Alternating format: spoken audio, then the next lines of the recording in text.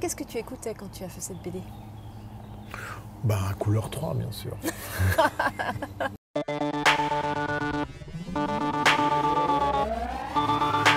Déjà parce que j'aime les dessiner, que j'ai envie de me faire plaisir quand je fais un livre. C'est quelque chose que depuis des années, c'est un exercice que je fais. Je me pose, je vais dessiner dans la nature.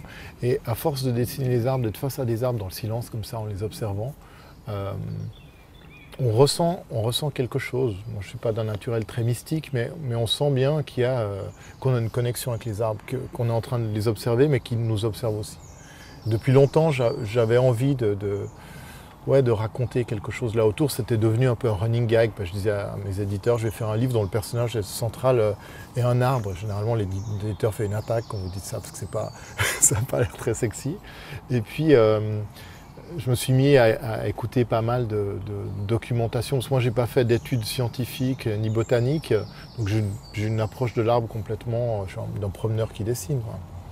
Et je me suis mis à écouter des travaux de gens qui font de la recherche, qui essayent de comprendre tout ce mystère des arbres. On se rend compte qu'il y a quelque chose qui est plus que ce qu'on voit, qui est plus qu'un tronc, des racines, des feuilles, mais qu'il y a quelque chose qui est de l'ordre d'une communauté. Et que là, en fait, on est chez quelqu'un et qu'on est en train de nous observer, de nous calculer.